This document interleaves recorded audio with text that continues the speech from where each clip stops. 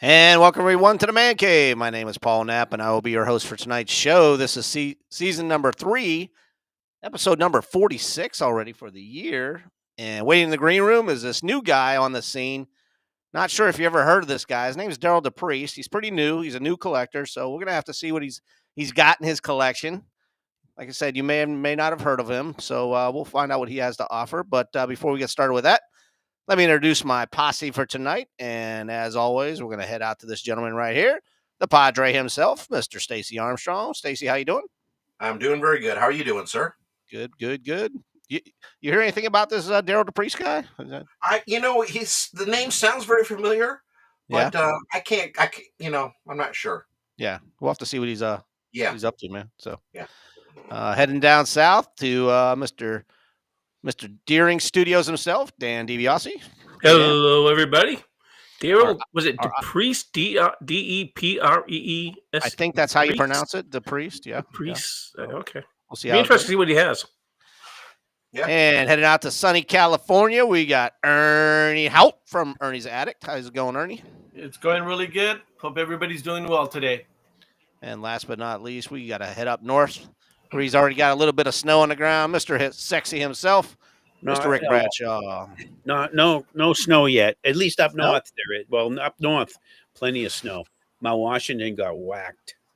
Yeah, I'm way south, so I don't care. I saw that they got the ice rink up in Portsmouth. Oh really? Portsmouth skating rink. Yeah. I don't skate. Sexy. I was waiting for that. It's not a good show unless somebody says it. I was instructed by a message to not ask any stupid questions tonight.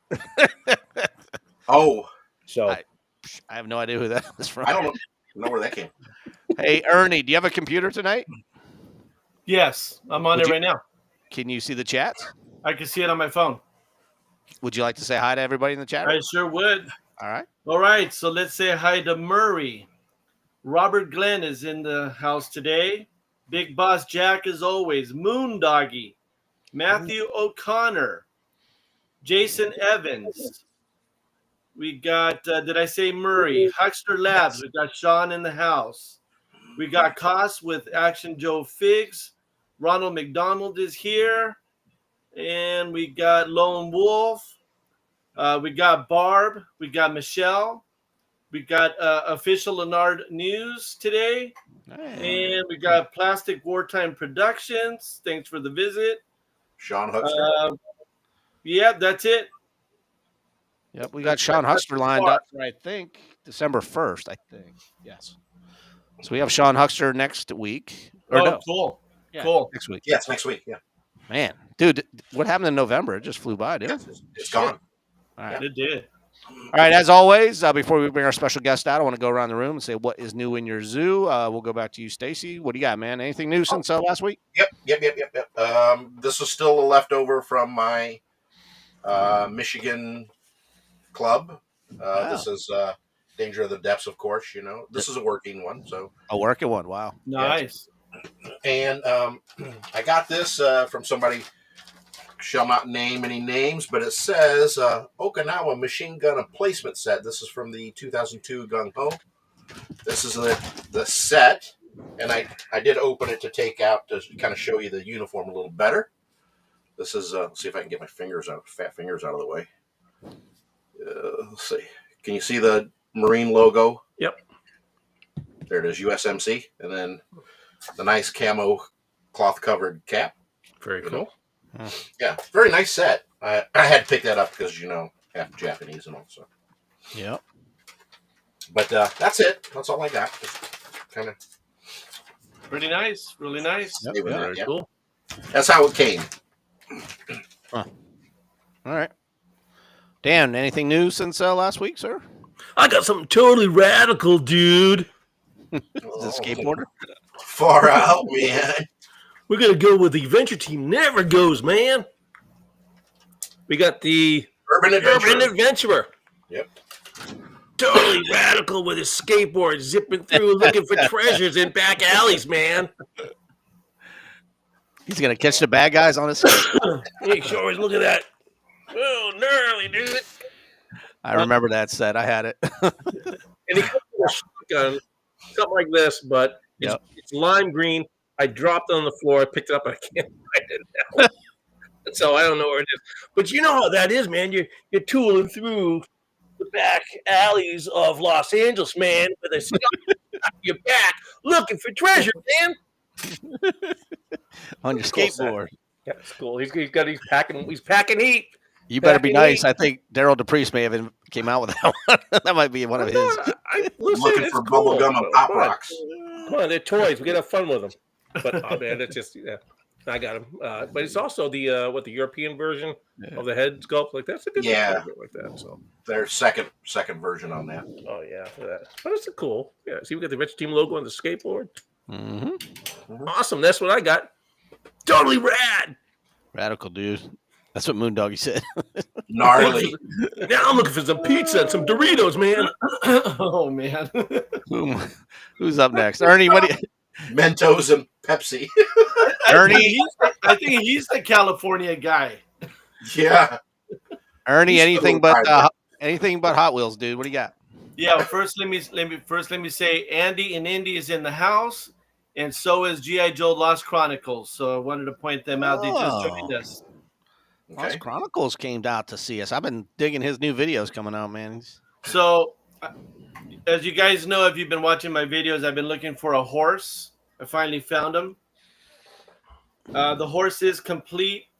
It does have the reins, but I took them off because there's like 3 slight cracks. So I'm going to make some out of just leather strap so that G.I. Joe can ride bareback on the beach. Oh, dude, what is it with you, Ernie, and naked freaking G.I. Joes? Because I know it makes you laugh, Dan. I'm gonna have to dig out some shorts and send them to you so you can put some shorts in these guys. And then, so a storage find. So I came across these unopened. Now, when you say, I'm a little bit country, I'm a little bit rock and roll. So these are sealed in the package. Now, when you say storage find, is this your storage or my storage? Oh, yeah, okay. I've been going through boxes and boxes, and every time I find something, I bring it out. So you must be like Ace Allgood, like have a freaking storage room, like you forget what's in there. Yeah, so big. It's 20 by 15. I've got a lot. Oh damn, dude! So I got him. Dude, I used to watch that show, man. Are you kidding me? Yeah, so did I. So they look like they're in good shape. Yeah, they are. So I also do like pop culture type figures. So that's why I have that. And then last but not least, I got this for a hell of a deal. $36 shipped. I saw it on Murray's. Oh, that's a nice one there, buddy. Yep. Yeah, good. I got a couple of those. Ultra Core. Yeah. Ultra Core rocks, man. Yeah. They're awesome. Did you watch a special from Cotswold last Friday? He always puts out one, and him and Chuck were doing another on the. I saw that. I saw that. I have some of those figures somewhere. You know, if you open one of those up, because I've taken mine apart to paint it, it looks like they has a spot inside it for a motor or batteries. You mean? Like it's like it was motorized or has the opportunity to be motorized. I don't know if anybody's ever taken one apart. It could be. It could be. I mean, I don't have it open, so I don't know. Maybe Murray can chime in. So maybe he might know since he's got it loose. I think a few Lennard things were like that. But that's it in my zoo, guys. That's it. That's it. That's All right. Yeah, especially if you've got a storage unit. Oh, I don't have anything tonight.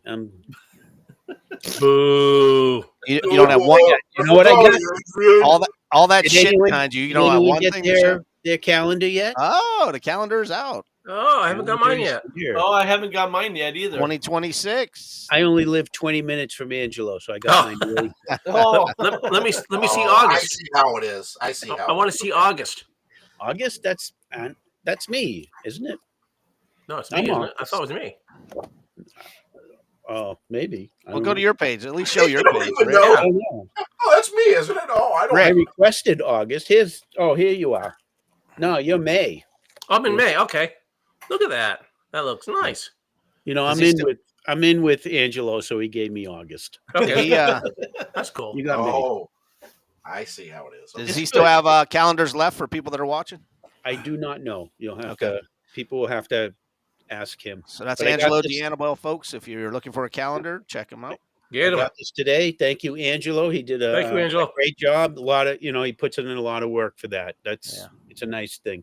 John's here. Hey, John, how you doing, buddy? So I also was instructed to strictly stay with G.I. Joe and Hasbro tonight. Or For- Star Wars. Yeah. For or Mr. Star Wars. Knapp. Anyways. So I'm gonna. So here we go. I got these. the other day. Oh, wow. Those are sweet, dude. Yeah. Yeah. Of I course, thought it was G.I. Joe 1/6 though. classified. Still. Oh, What's man, that? that's No, I I, thought it was supposed to be 1/6. no, I said G.I. Joe. I said Oh, G.I. Joe. okay. So these are cool. yeah. Scuba divers. These are. those are It's better like than cool. this is like Voyage to the Bottom of the Sea stuff. Right? Thunderball. Yeah. Thunderball. Yeah. Cool. Yeah. I'm gonna have to pick that set up. That looks good. It's a nice set, and it's readily available at Target. They're not actually running out Yeah. of the. Now this one is, if I can read the thing, Steeler and Short Fuse. And the thing about this is that the two bodies are reuses, so it's nothing really new, but the equipment is really nice. Yeah. And usually when I get these guys out of the packages, classified guys, I cut off their equipment, I cut off the vests. It's all too much for me. But these guys, I like the equipment, and I'm probably, I'll slap some of Angelo's Joe heads on there and get, try to get some nice shots. And I won't. I'm gonna keep the equipment the same. Minimum. Okay. All right. Big Boss Jack said show the back of that. There you go. Yeah. Nice. These are cool. Yeah. And I ordered this.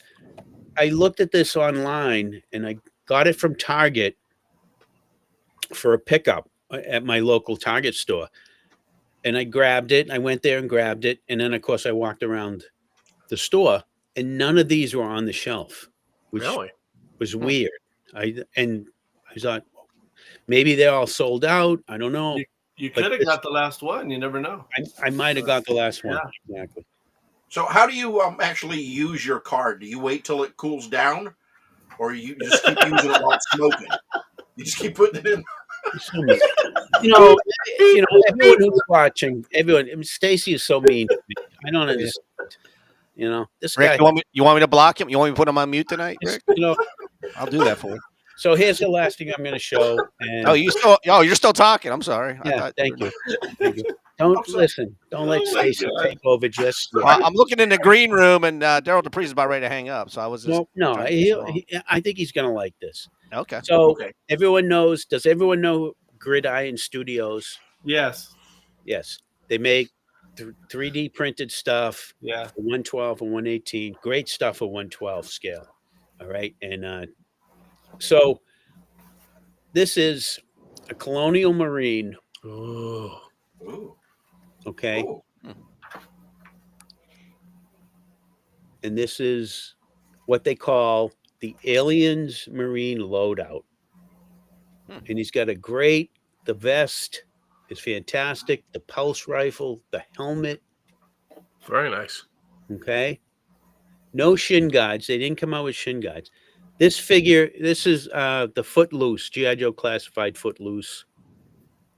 And I thought this was a good figure. I was going to buy this. I bought the Gridiron stuff and I was going to buy Footloose. And I was like, nah, let me wait for a minute. And like at 2 a.m, I'm laying in bed and I thought, shit, I bought Footloose at Kentuckiana. And I completely forgot about him. And he's perfect for this. I think he is anyways. And of course, because this is a soldier, of course, we need 2 of them. Ah. Oh yeah, you can army build with that, right? Yeah. So, well, if you want to spend the money. Hey, But how do you like those compared to Action Force? The figures, I mean, Action Force, Valaverse, Yeah, Valiver. Monster, this new Monster operation. Those two, yeah. I think they're all compatible. They're pretty Yeah. good. I like them. Yeah. Yeah. Okay. But who doesn't want a fucking Colonial Marine? Yeah. You know? Yeah. You gotta have one. Yeah, of And course. Right with your alien. Gridiron makes amazing stuff. Amazing stuff. Very cool. Just to say, Yeah. amazing. We got Jeff here from the Skunk Works. There we go. Nice I'm joke. sorry. So, anyways, that's all I got. All right, guys. Well, I think it's time to bring in our special guest. What do you think? Bring them on. Yep. You may or may not have heard of this gentleman. He may be the gentleman that wrote this book or co-authored this book. I think some of you guys may have this book that his name is on. I get that. We've had him on the show once before, and we're going to end this year with him on again. This is Mr. Derryl DePriest. Hey, Derryl. Hey. Welcome. Sorry, How's it- Derryl. We don't have a clap button here. We all have to clap for you. That's. Yep. How you doing tonight, sir? I'm doing great. Good to join you. If you want to keep your firm vertical or you want to go horizontal, it looks better yeah. horizontal. Looks better horizontal to us, but I don't know if it changes anything on your end. But You did tell me that before. Whoa. there we go. Yep. So Hold on. Can I zoom out? I'm like way too close. yeah, you're a little glitchy. You're a little digitized right now, but it'll focus. Yeah. There you go. Yeah, you're good. Hopefully. Yeah. But that frame is real weird. How's it looking on your end there? Well, it looks fine. I can see myself. I don't like looking at myself, but that's all I see. Derryl, I usually start my show off by saying, can you introduce yourself to everybody in the panel that doesn't know you? But I'm pretty sure people have heard of you before. But, I mean, if you want to just give a little background, maybe when you started with Hasbro, maybe if you just want to go back that far, or Sure. you wanna Well, I'll say go back. maybe when you started collecting or something like Yeah. that. I'll go back even. So when I was a kid, I was a kid in the 70s. So G.I. Joe Adventure Team. G.I. Joe Adventure Team was really the first toy I remember getting under the Christmas tree. So that would have been in the early 70s.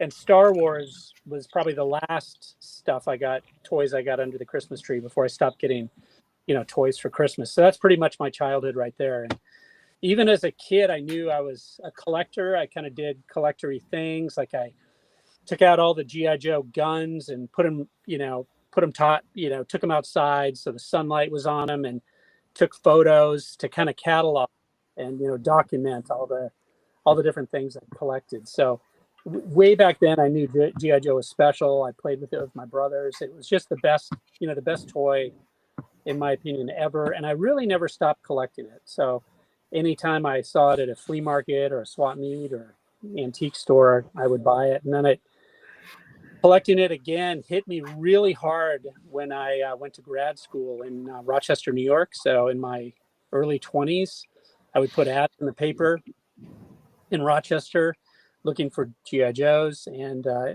it was, kind of in addition to working on my thesis, which I never finished. I didn't finish my doctorate. But I collected G.I. Joes and amassed like a huge collection. And it was then that I really realized I wasn't passionate about being a scientist. I really wanted to be in the toy industry. And, and so I set my focus on getting into the toy industry. And it took 8 years that I finally achieved my dream. Hasbro offered me a job. I took it. We moved back to Rhode Island from San Diego, and I was there for 18 years. Most of that time I was in charge of G.I. Joe. And then about 10 years of that, I was also in charge of Star Wars. So a lot of those years overlapped where I headed up a whole group of boys brands. So what year was that you started with Hasbro? What year would that have been? So I started in 2001. So okay.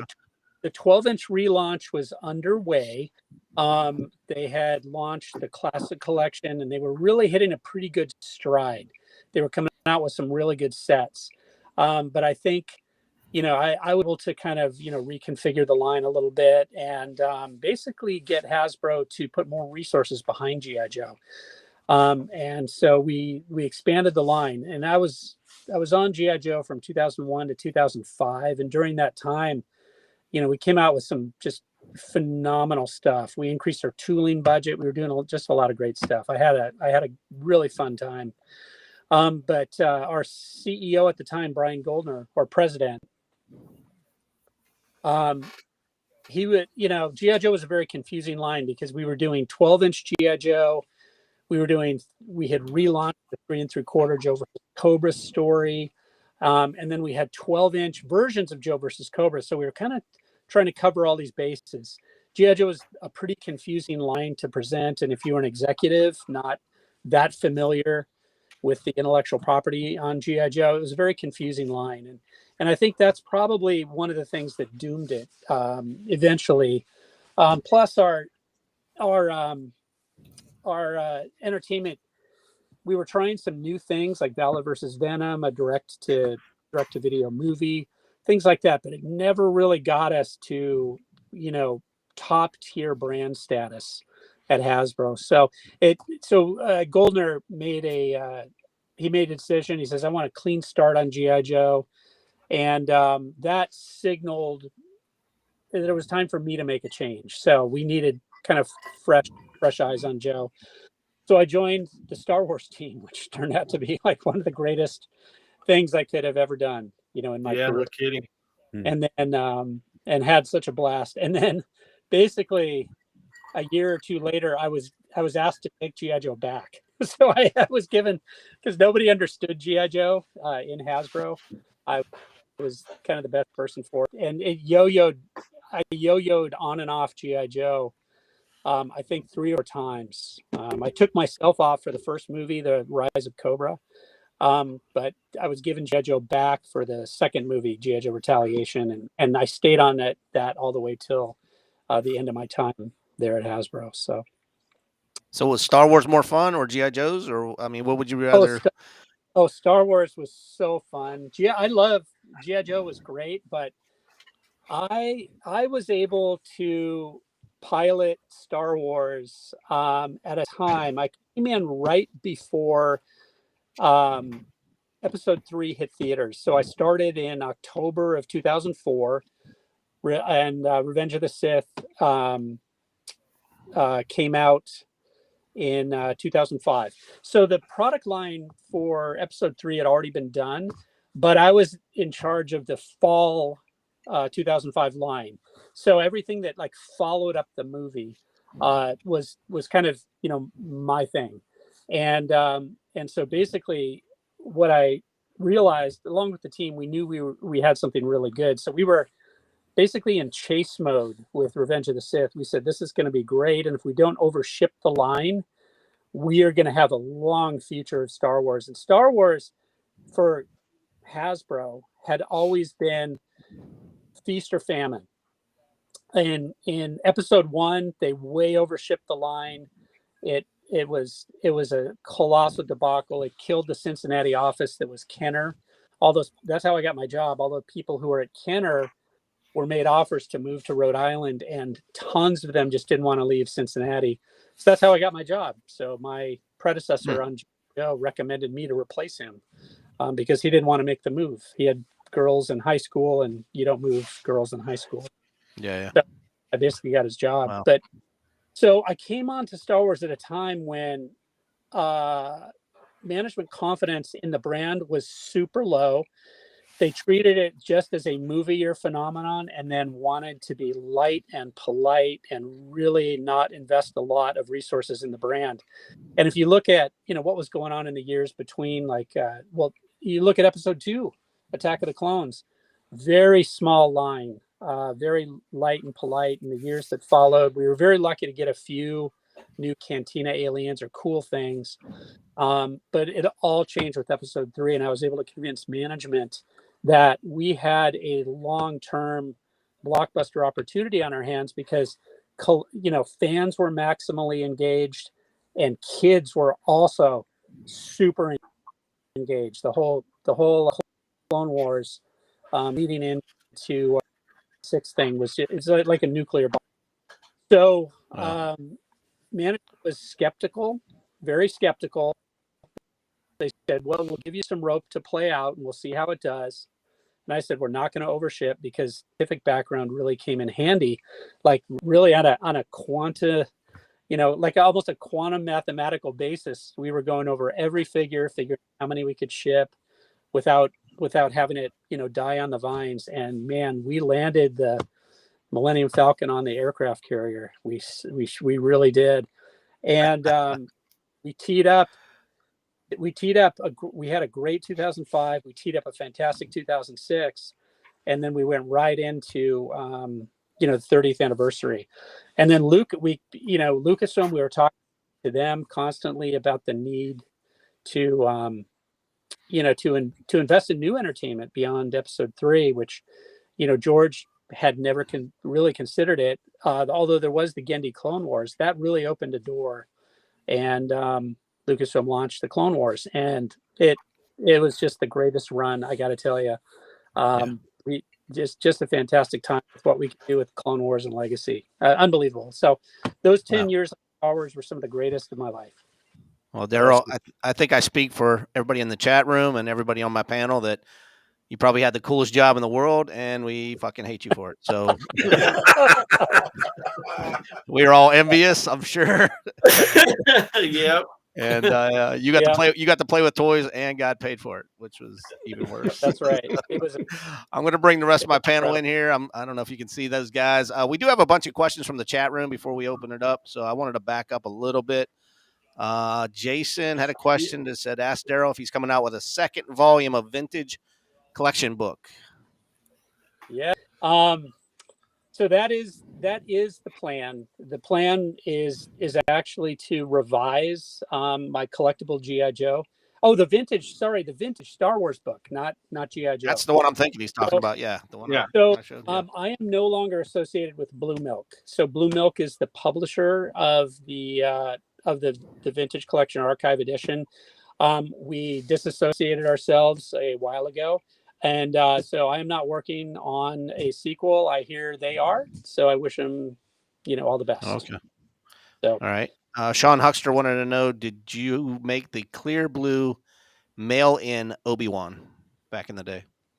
No, that was before my time. So that was in the Power of the Force era. I think probably around 97, 98 would be my guess, something like that. So that was before my time. Why, Sean? Did you like it or not like it? Or Sean said your job was even better than his job, and he had a pretty cool job. Sean, he doesn't tell too many people what he did, but he told me. Sean has a really cool job. I won't say what it is. He's got a really cool job. So I think we have some shared people in our past there, with Sean, but we've never really talked about it too much. But yeah. Anyway, prior to me joining Hasbro, I was working at Atari Games, a video game company. So I know the video game industry pretty well, and there were some connections there, I think, between what Sean did and what I did. So yeah. Tell us more on your second edition of your G.I. Joe, which you're going to update. So I've kind of softly committed. There's a ton of work to do here to revise and expand on my original G.I. Joe book. I think Dan held it up there during the first part. The collectible G.I. Joe. There's a lot I'm very happy with about the collectible G.I. Joe, and mainly the photography that Curtis did was unbelievable, and I had a good time doing it. But in the years since then, which kind of leads to why I'm on, why I agreed with Paul to come on tonight. In the years since I did the collectible G.I. Joe, I have become because the collectible G.I. Joe was a showcase of my loose collection. I'm primarily a loose collector. I like things out of the package. I like to see them displayed. I like to grade things. It's just really nice to look at and touch. But in the years since, in addition to army building, I have acquired a sizable packaging collection. And what I've done is I've just fallen in love with Joe all over again because of the packaging and the artwork. And so I've got tons of packaging, and in fact, I've got a bunch of the package artwork too. So I do have a collection of that. And so my goal with the collectible G.I. Joe is to start with the photography that Curtis did, but really expand out from there, replace some of the photos where I have a better set or more accurate, add in the packaging, take some new photos, and showcase all the loose pieces that you need to really complete a set. And that's one thing that Running Press, my publisher, didn't do very well because they made some things very small. So it's really to kind of romance each set in turn and add in things like the packaging and the artwork where we know it to exist. So to really, there's going to be more illustrations, bigger illustrations. Yeah, bigger photos. So every photo would have, kind of its day in the sun. And every set would have its day in the sun too. So exactly what it comes with. I'd correct all the errors, and I found so many errors. Oh my gosh. So that's going to be sizable. So you must have like volume 1 and volume 2, like a certain amount of decades, from the beginning to 1970, and then like 70 to 75, whatever, different volumes, because it's going to be huge with the packaging and the items. I mean, that's going to be a massive, collection. That's the plan. I'm going to have to split it up into different volumes, and what I need to do is finish working on kind of the page content of it to figure out what I'm working with. So that's the goal, is to continue the collectible G.I. Joe series and start with the vintage, the vintage 12-inch Joe line, and then ideally I have some plans on where to go after that too. So, but it will not be 3.75. It is as much. I've accumulated a massive, collection of 3 3/4, a complete collection. But I think, I think other folks in the hobby, Carson and his partner, the vintage Toy Quest, operation that they have going, it's fantastic. To that. Very cool. Very cool. Oh, Whoops! You're upside down, man. What'd you do? The sky is falling. Yeah, you're upside down. How'd you do that, man? I don't know. I think every time you're moving around, you get really glitchy. Yeah. I guess Got so excited, you went upside down. The connection log. Well, I can say the one thing that the photographs in your book really inspired a lot of people to dig out their sets and actually recreate a lot of the pictures, of the different sets. Hell, I've done it. I've shot a whole bunch of pictures as if they're, like, here, shoot this picture, put it in your book, in that situation. But a lot of people have done that. I see that all over the groups all the time. And a lot of them are inspired by your book. Hey, Derryl, we have another question from the chat room. Can you hear me? Yeah, I can hear you now.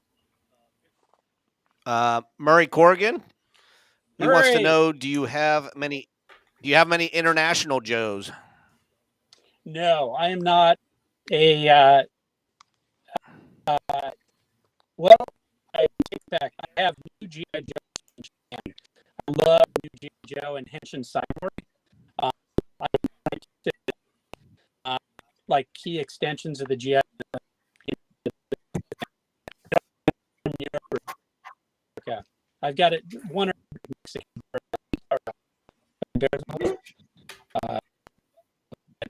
Lily Letty Joes.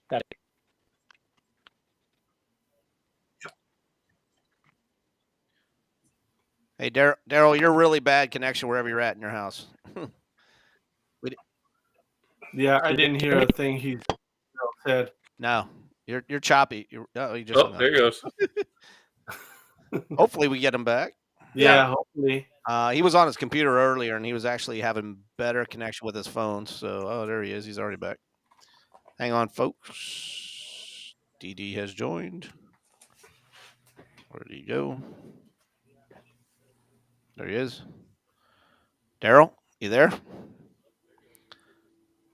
Uh-oh. Derryl? His phone is black. He's logged in. Puppet time. And puppet time.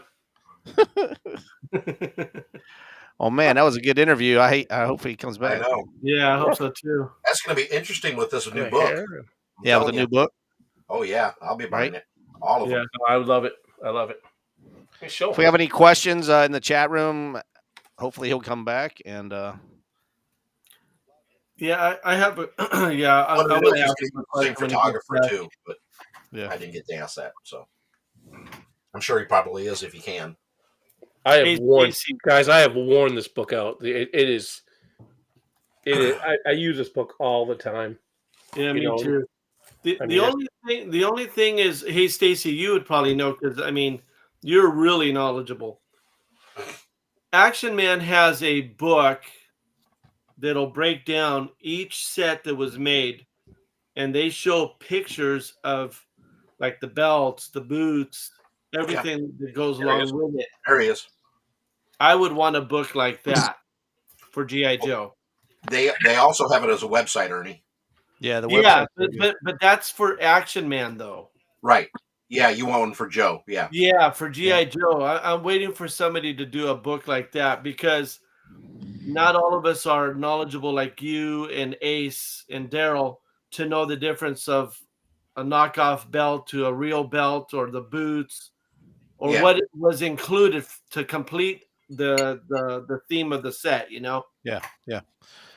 Derryl, you back? Can you hear us? Yeah, I'm back. Are you on your computer now? Sorry, guys. No, I'm still on the phone. I mean, ironically, I'm 10 feet away from my my Wi-Fi hub into the house. Oh, wow. you're clearer now. Whatever you Yeah, did. you're much Yeah, clearer yeah, now. I you don't know look what you're good doing. now. So No, before I'm we in the- lose you again, why don't you do the room tour that we talked about? Maybe I'm, flip your camera.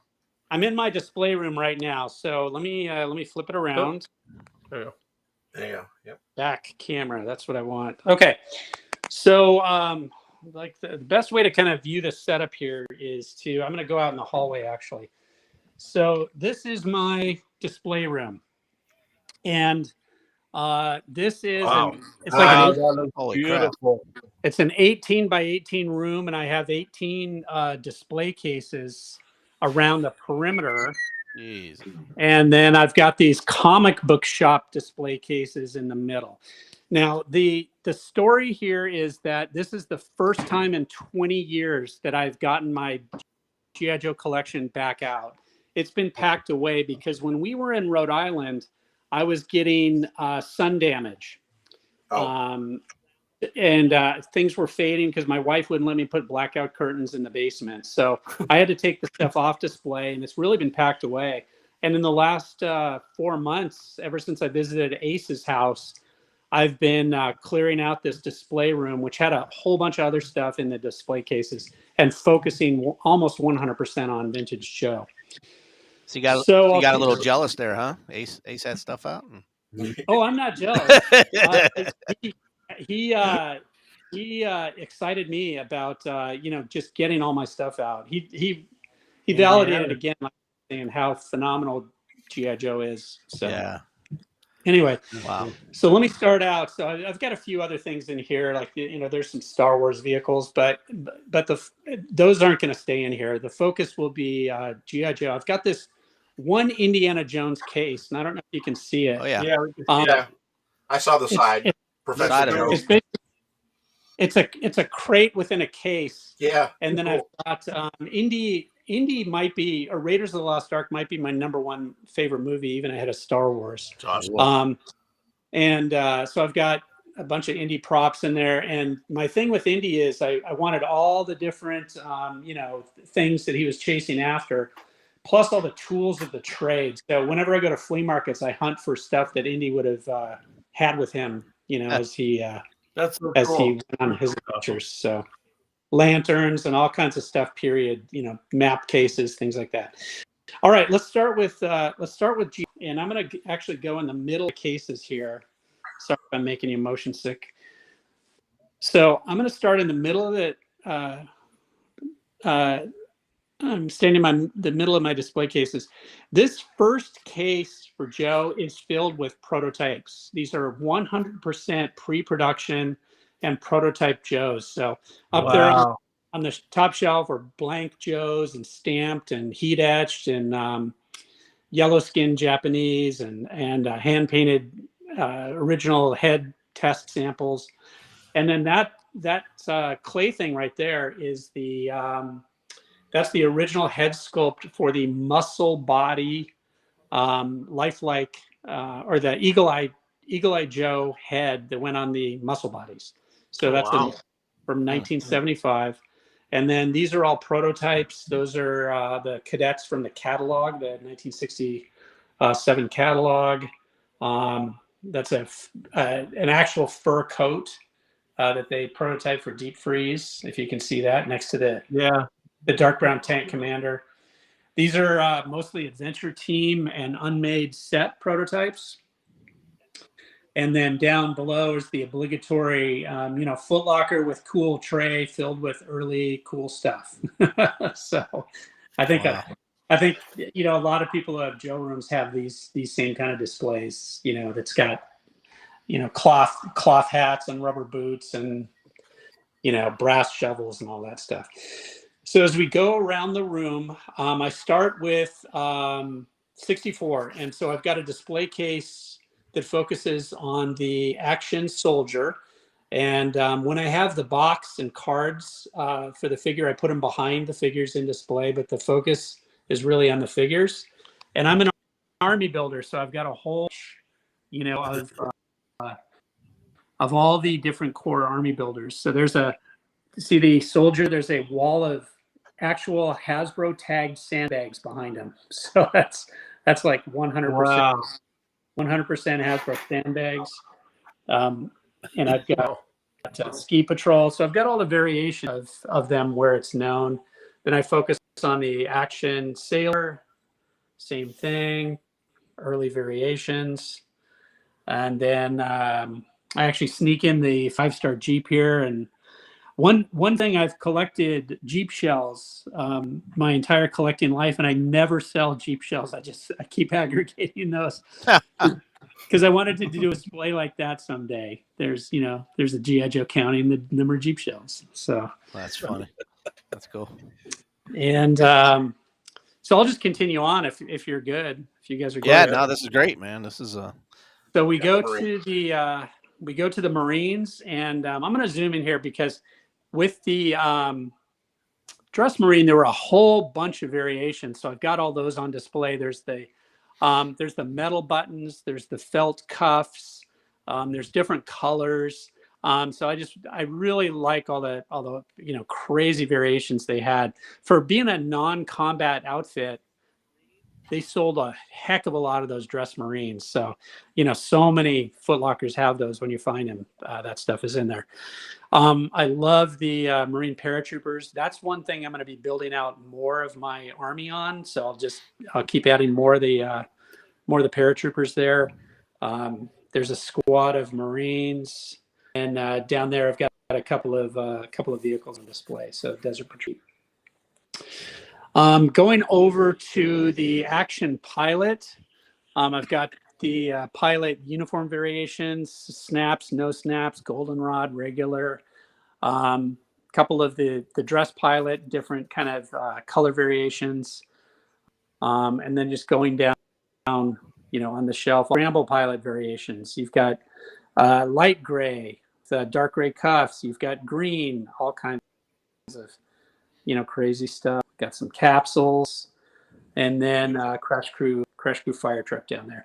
And I should say, you guys probably saw at the top of the display cases, I don't have every box, but I've got a lot of my favorite boxes up there that just line the top of the display cases. It's wonderful, man. So going over here, okay, now you'll see my obsessive army building. So I love the Green Beret above all, so more than anything else.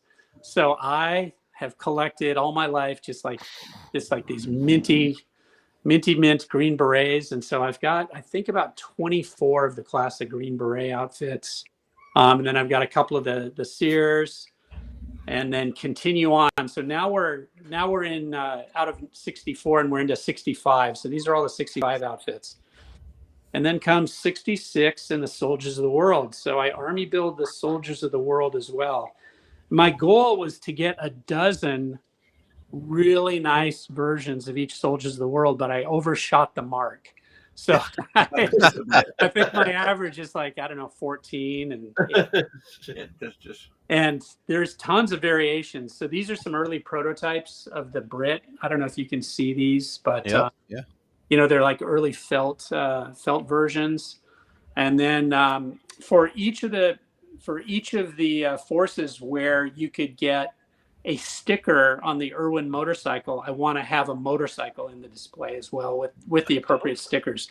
So that's a Britishized version of the Irwin motorcycle in there. And I've got a couple more guys to put in there as soon as I get good uniforms for them. French. Now I'm a little short on French because when I was digging the French Soldiers of the World out of my trunks, I have like 15 of these guys, but 7 of them were in sailor pants, the wide flared sailor dungarees. I guess I didn't know that, back in the day when I was putting these things together.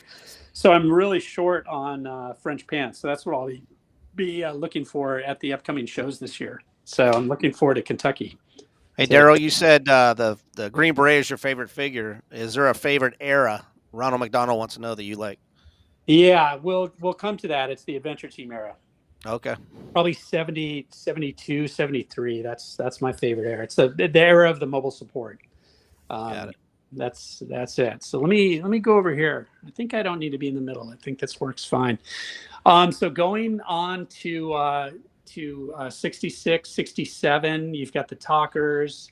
The Nerfs. Wow. The Nerfs. Man. I don't have the Nerfs package. I have a nice loose Nerfs. Got some Mounties. So my dream is to get these guys packaged here, the Nerfs and the Mounties. So someday. Sabotage is one of my real favorites from 67. So I've got a whole bunch of the Sabotage guys.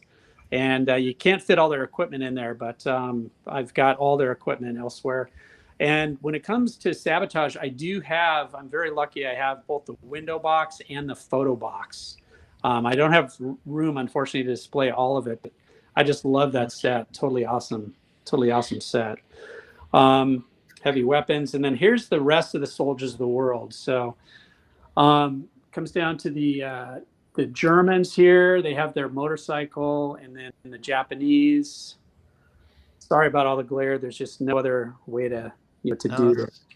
And with their motorcycle, and then the Russians finally down there, and they will have a motorcycle. The next motorcycle I get will be a Russian motorcycle. And the only one that didn't have, the Australians didn't have a motorcycle, and the French didn't have any stickers on that sticker sheet.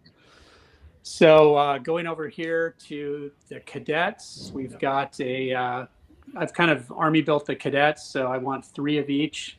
I'm still waiting for like a really good tunic for the Annapolis to have 3. And over to 67, you've got the Action Joes. You have those guys. And I tried to put the motorcycle on display, but it kept falling apart. It's a very delicate thing, so I just put it back in its box. But I've got the race car. Oh, that's my grail. Right. Yeah, the race car. Yeah, that's my grail. Someday. Moving on, fighter pilots. So I've got so many fighter pilots because there are variations on the G pants that are really key. From the these are jade green up here, different shades of jade green. That used to be blue. It's becoming more jade green over time, but purple and then olive drab. So just key variations on the G pants. Got a few Jungle Fighters there. No, there's no variations to Jungle Fighter. It's just Jungle Fighter. And then some heavy hitting sets like that. These helmet and radio sets. Very holy grail things there. And I decided to have fun and just do a whole shelf of bunk beds. Like it's, this is the guy's bivouac in the middle of all these other sets. So I put all the bunk beds I've had in there, along with the rifle rack. So it's just a little fun hangout. Going down, Breeches Boys. I've always really liked the Breeches Boys set. I don't know why. It's just a really cool set. So I just never let these really nice ones. So I've got a bunch of them. That guy is not on display, the Air Sea Rescue, because I need the black oxygen tanks. Those black oxygen tanks break super easily, so I've got to replace mine that broke while they were in storage. And there's Galactus. I'm a Marvel Legends guy, but we're not talking about that today.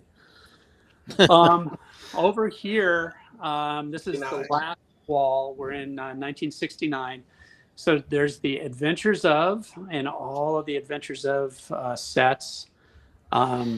All the way down. So another thing that I've never let go of are Arctic chests. I love these chests. So every single different version of these chests, I have always army built those. So like Mouth of Doom, I've got a bunch of black chests for the raft. And then here we go. So the Adventure Team, 1970, in all its glory. You've got Secret Mission to Spy Island. I really wish this was on a higher shelf, but there's no way to do this to get everything in these display cases exactly the way I want it. If I'm going in linear order, which I really am as a, kind of a historian, I wanted it to be in this order. And then going up here, this is really where what I was getting under the Christmas tree really hits home. So I got Spy Island, I got White Tiger Hunt. For Christmas. Those were some of my big heavy hitters, along with a whole bunch of figures. And I love these outfit sets. This is where I think G.I. Joe really hit its stride. Hasbro nailed it with these amazing window boxed outfits. So they just look absolutely fantastic.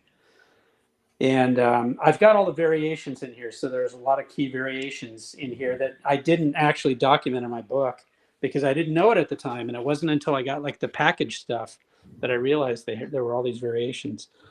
Going down to these outfit cards, there's a ton of variations on these as well. And so my goal is to really document all these things.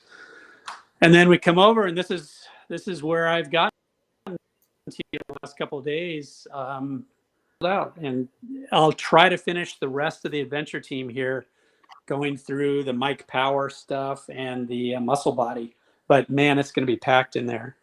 I'm pretty much out of room, but then I'll show you the display cases with the vehicles.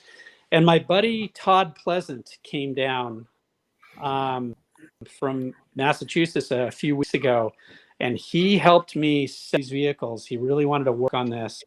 So Todd spent a weekend here, and that's all we did is pretty much position G.I. Joe. It's a display case with what I consider maybe the greatest toy of all time is the mobile support vehicle. Can you guys hear me? Yep. Okay, great. I'm getting a note that says connection lost. And so you just go around. Yeah, you're a little glitchy right there where you're at, but that's it. Okay.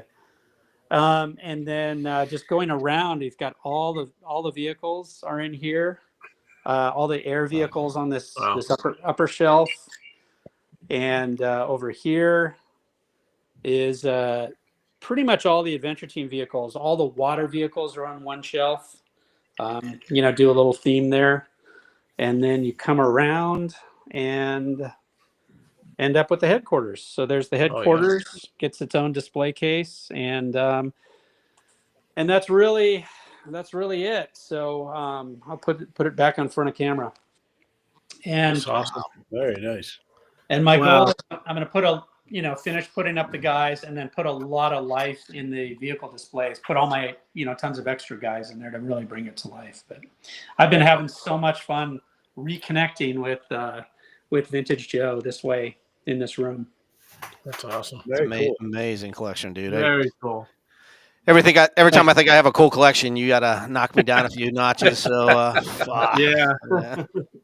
Well, I'm a loose completist, high grade army builder. So now I'm a package collector. So yeah, I'm deep in Joe, man. That was it. Now, at when do you stop? Is it just the vintage stuff, and then you don't collect any of the 90s, 2000, like the list of stuff I sent you that I have? You don't have any of that, do you?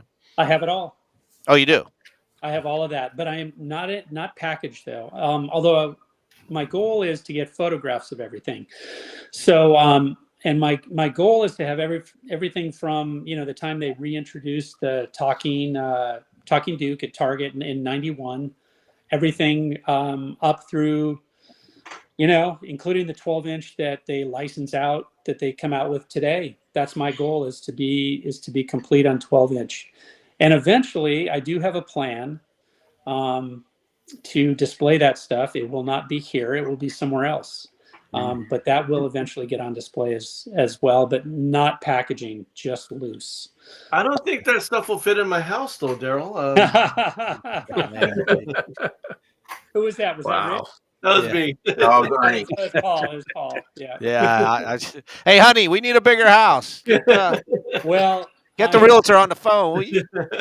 Well, I convinced my wife to do something that she really didn't want to do, but it was in the best interest of what makes me tick. And we did make an investment.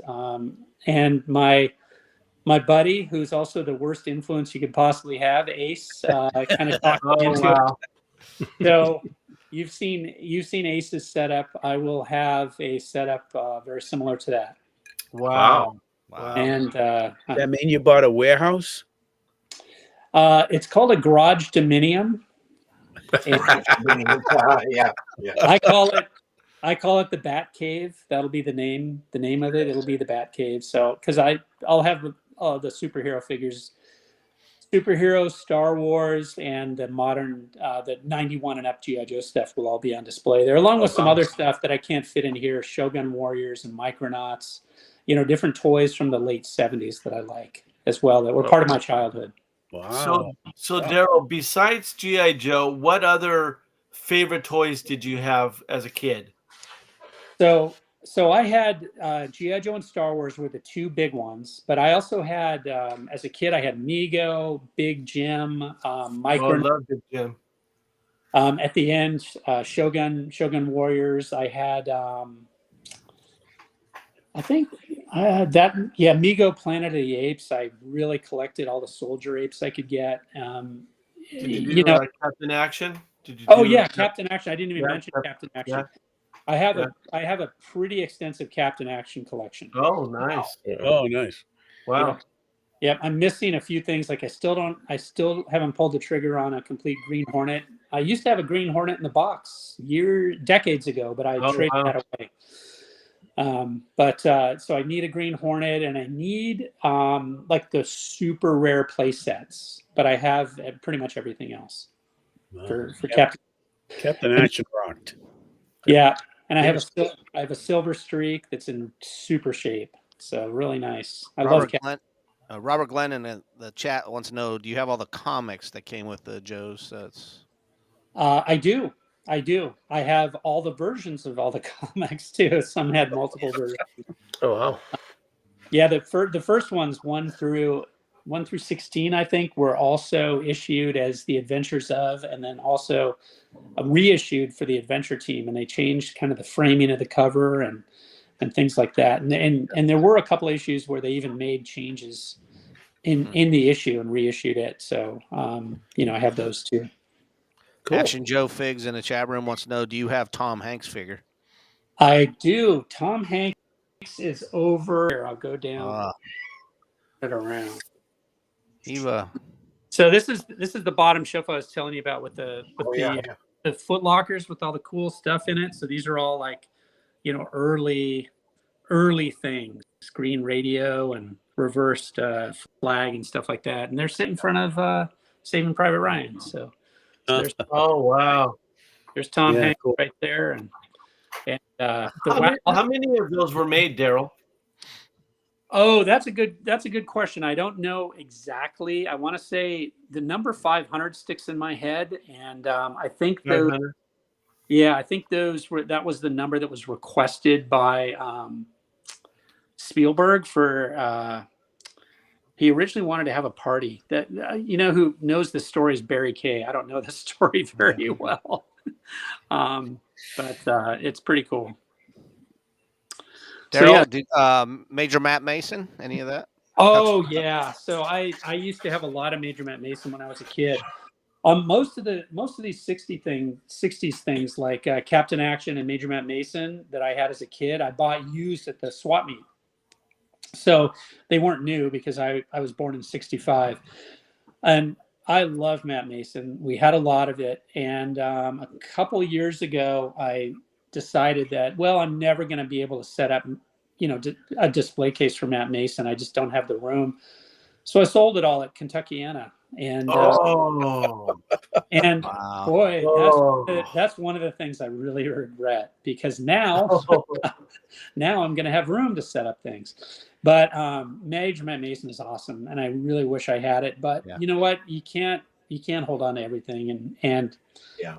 I've sold collections over time, and really I'm very forward looking, not backward looking. So that's not something I'm going to collect again. And I'll just move forward with all the things I do have. Focus on that.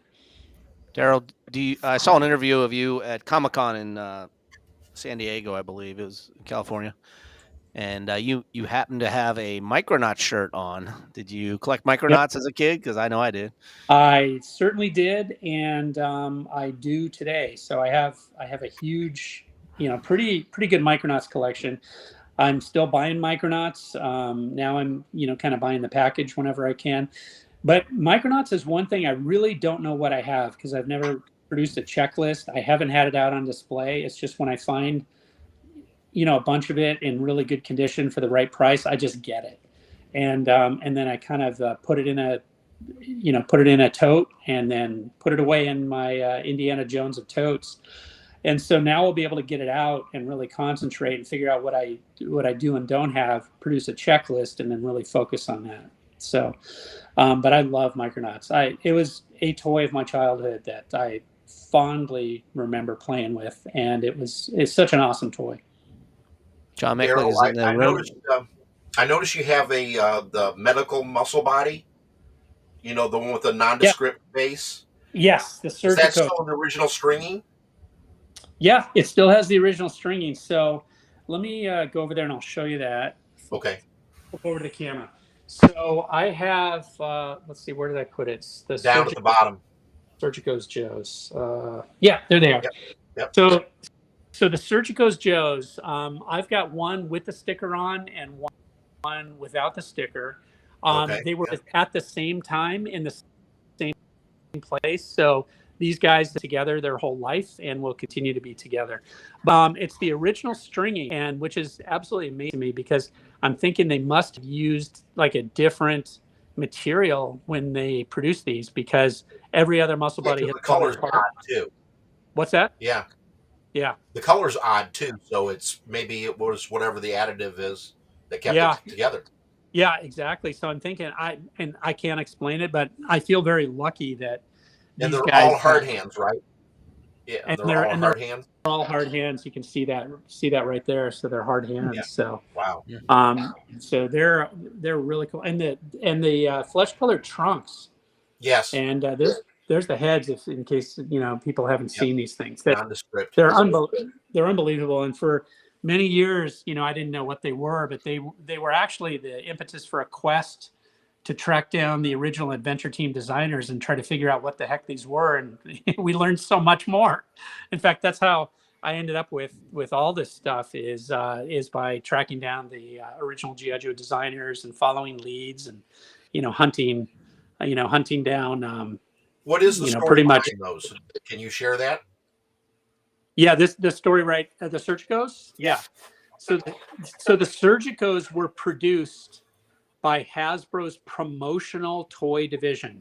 So they had a group, and I expect it just consisted of a sales guy and maybe an artist, whose jobs were to fill the unused assembly line, the production capacity of Hasbro's assembly in Central Falls, Rhode Island. That's where everybody was located in the 1970s. So, so they're here. I'm gonna put this back on front camera. So the job of this promotional team was to fill the idle hours of the production line, and so they conceived of and sold to corporate types, all kinds of things that they could produce. And one of the most famous things that they produced is, I don't know if you guys have ever seen the Nestle Quick mug that, so many kids had. You would, I guess, mail in for that Nestle Quick mug. Mhm. That's something that they produced on the assembly line at Hasbro that filled that capacity. So I don't know how long the promotional group lasted, but they produced things like that Nestle Quick mug and these Surgicos Joes. These were largely, something that was speculative that they produced, trying to sell it into the medical trade. Oh. And they didn't get any takers, but they suggestively, put Surgicos, a Johnson & Johnson company, sticker on there to make it, make it seem like this is a great product for teaching. I don't know. Yep. I don't know what. Medical. Yeah. What? Yeah.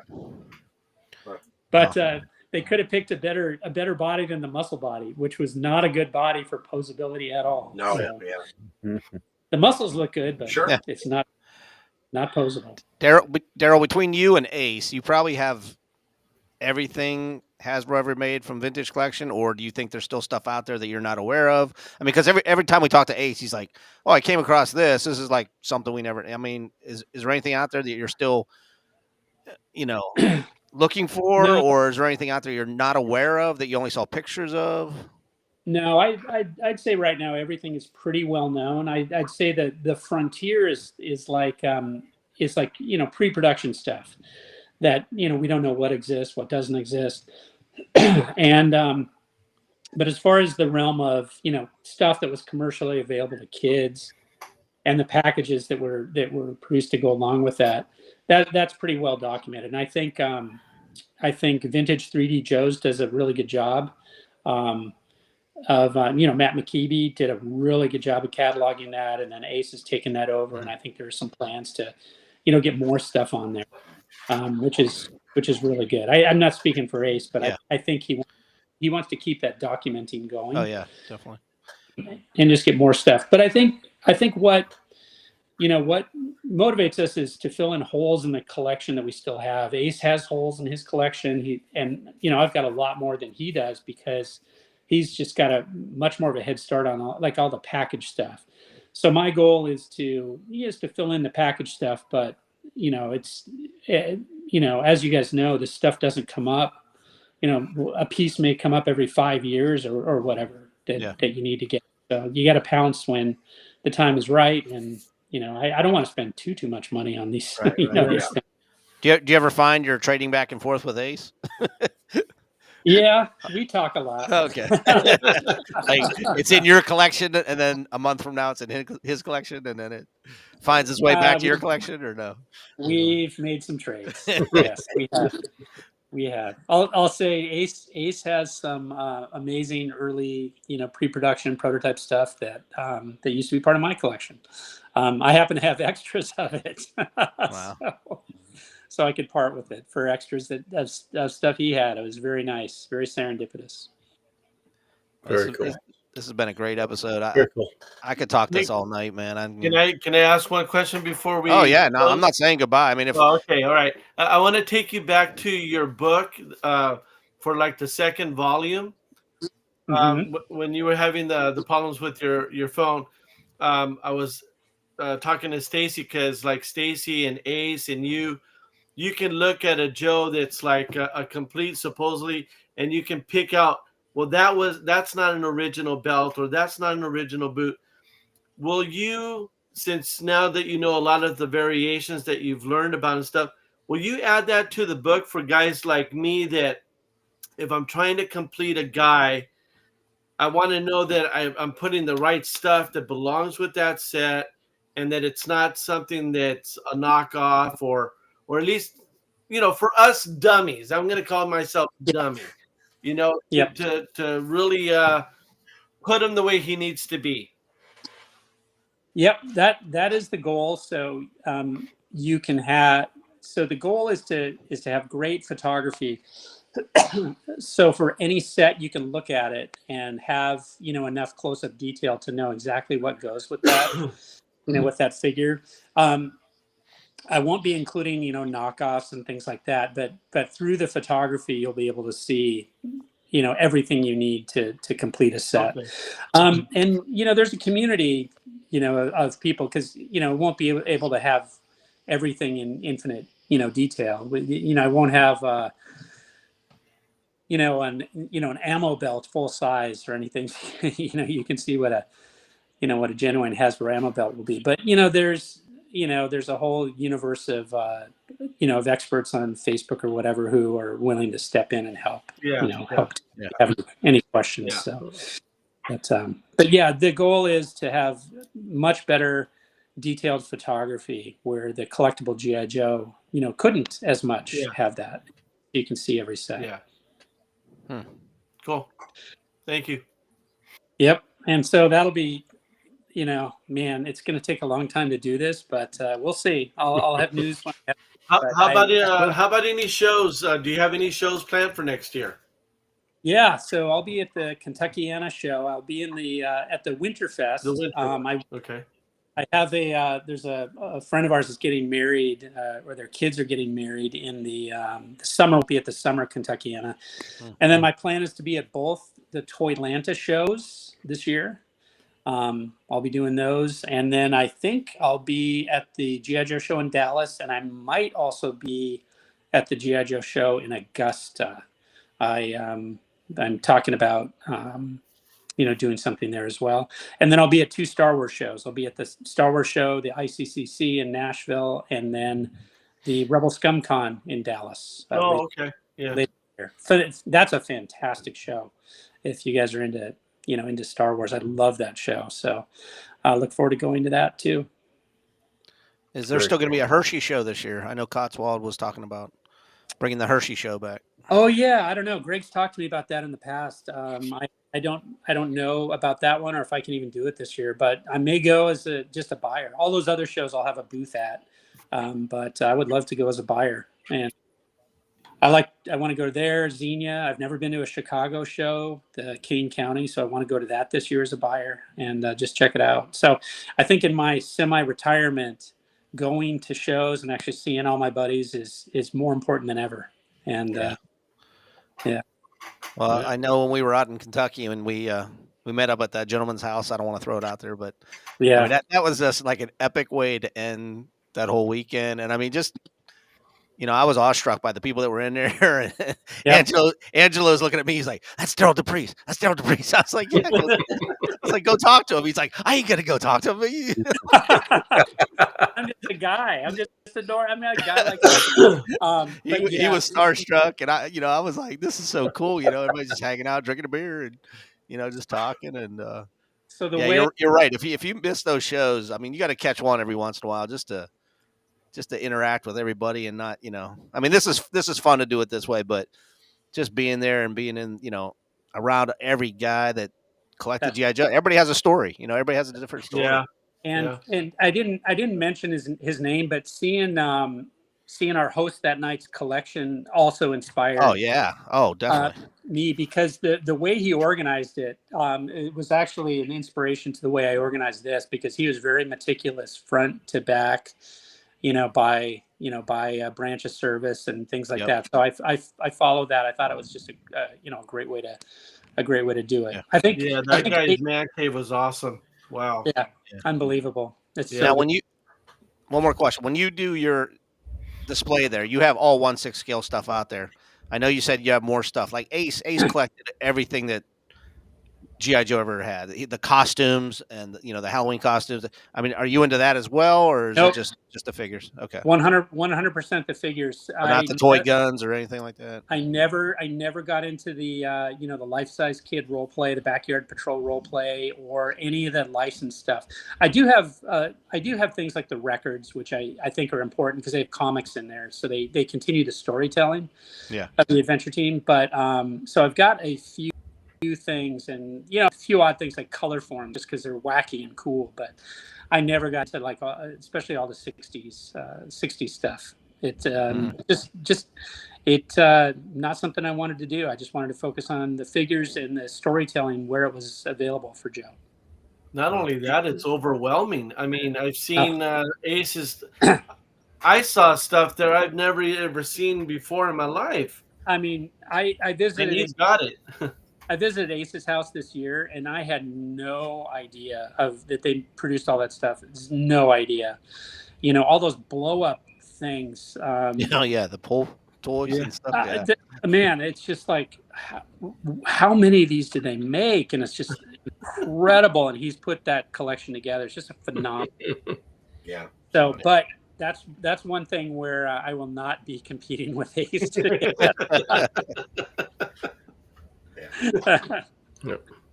But I will say I've been in this hobby a long time, and I'm having probably more fun than ever, and actually traveling to see Ace's house, to in Kentucky, seeing people's house and just hanging out with them. I never really had time to do that when I was at Hasbro, and so I'm kind of making up for lost time. And let me tell you, having buddies in the hobby is the best thing. It's just, because there's somebody you can talk to, and I love it. I just love having friends. And my wife tells me, she was reminding me, you don't have a lot of friends otherwise. But it's pretty much all my buddies are hobby buddies. Hobby buddies. Yeah. It's just the best. I love Everybody has a man cave, but it's getting people to share their man cave sometimes is the hard spot. It's Yeah. Oh, Patty didn't. She had first said no. You can't do that. We don't want people to know what we have. I'm like, well, I've already shown a lot of this stuff. Especially the prototype stuff. I've shown it at JoeCon in presentations. So I'm like, I don't know what I've got, and it's not a guess to to think that I own everything that was in the collectible GI Joe. So it's just there's probably a little more than people thought. Yeah, Wow. and there's more even than that's not in this room. So there's more. That's awesome. Yeah. Well, hey man, Beautiful collection. Derryl, I've seen you at all the shows and we talk, but I mean, I really get to talk to you a lot more here and ask you than at the shows. I mean, you're so busy at all the shows. I get like 2 words in, and then 10 other people come over, and hey, I love to talk, man. That's why I go to the shows. Selling stuff is nice too to get money to buy stuff, but talking is what refills my batteries. So yeah. So hey, I want to thank you, man. Again, it's been an honor and a privilege having you on the show. Don't be a stranger, man. We'll catch you at a show next year, but come back. No mayonnaise jar. No mayonnaise jar. Oh, I don't know. Did we do a mayonnaise jar question with you last time, Derryl? This is something new we start. Okay, well. Yeah, you did. Well, no. So it was like a year ago we were on. So. Oh, okay. Well, I have a new question for right. Derryl. So we do this. We do this thing called mayonnaise jar, and it has nothing to do with collecting or toys. It could be anything. So. Oh, I love it. But first, Rick, where do you live? You have the strongest Southie accent, right? Is that where you're from? Yeah, I'm a Boston boy. Yeah, I grew up in Boston. Flashback to my days at Hasbro, man. I worked. Oh yeah, so many I people. parked my car in the yard. Yeah, love it. I love it. Do you remember Derryl? Do you remember when you were on Terry Stairs show? Yeah, I do. I know. Yeah, and you were one of the few people who actually answered 12 of the original mayonnaise jar questions. Oh my gosh. Yes, you were. Holy cow. But I consulted AI. Okay.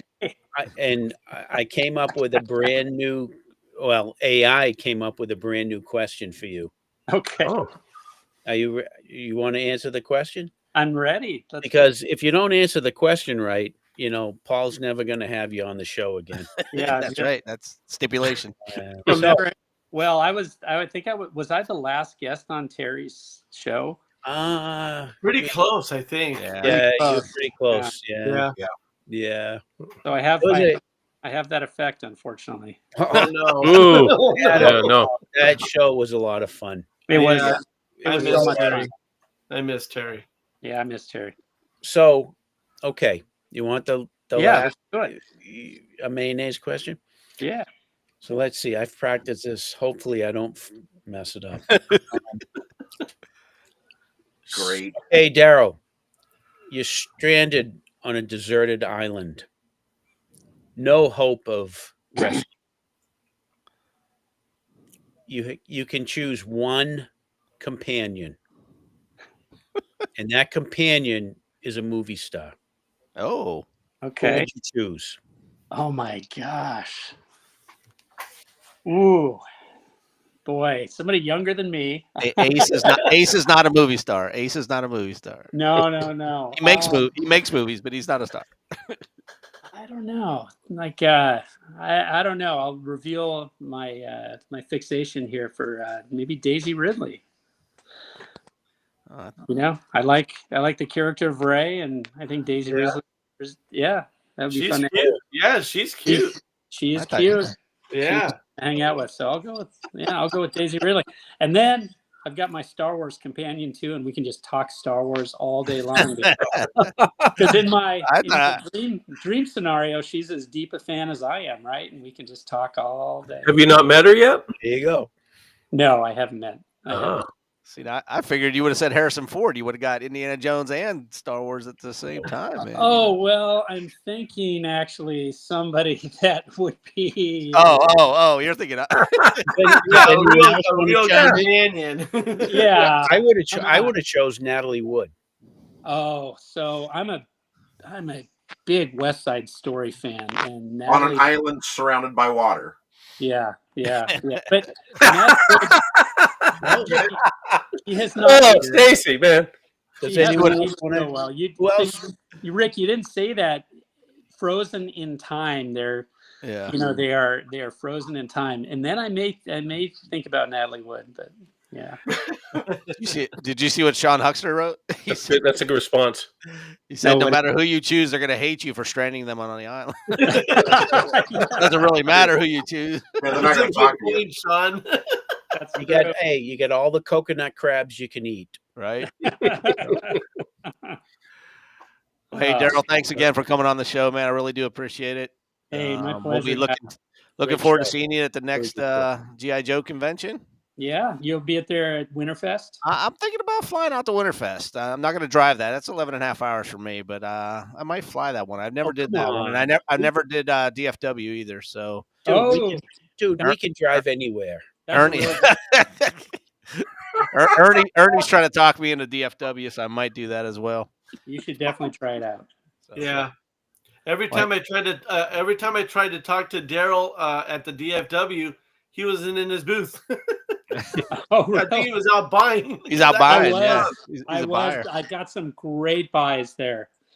Actually, I bought a lot of Joes that are in my display cases. They were really nice. So, and I got some great Captain Action there. Some phenomenal Captain Action. It was a great show for me. I shouldn't give away my tits. Let me say, DFW. No, Greg. I feel sorry for him. It sucks. Don't go. Yeah, I just go to the show. I found some great stuff over there. Yeah. There's a really, really good stuff. There's kind of more variety than you see maybe at Kentuckiana. Kentuckiana, if you love 12-inch Joe, that is the show. Yeah, definitely. DFW, there's more variety of stuff. There's Mego and and Captain Action, all kinds of stuff. So Yeah. they're both great shows. Yeah, I'd like to go there too. Wow. Yep. Once again, thanks for coming on the show. Don't forget about tomorrow, TST, Toy Soldier Tuesday. We got a 3D printer guy on tomorrow's show. And next week, we have Mr. Sean Huxter for our first show in December, I guess. Yeah, it's already December. That'll be a good show. That'll be a good show. So Sean is in the chat room right now, so we'll be looking forward to interviewing him next week. But again, Derryl, thanks, and we're looking forward to your next book coming out, hopefully soon. I look forward to it too. Great. Thanks. Have a great week, everybody. Bye, everybody. Take care. Thanks, Derryl. Great hanging out. Bye.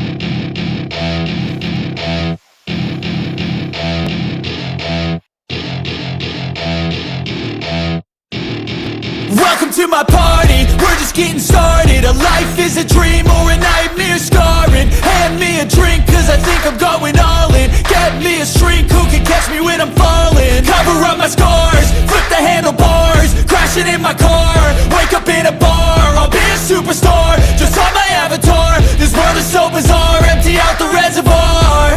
Yeah, I'm taking 6 shots shots, yeah, straight to the face. And I wanna get lost, I'm sick of this place. Don't know how to stop when I'm feeling this way. So I'm taking 6 shots till I'm feeling okay. I think I'm going crazy, don't think I'll get home safe. So I'm taking 6 shots all straight to the face. I'm taking 6 shots, are you coming with me?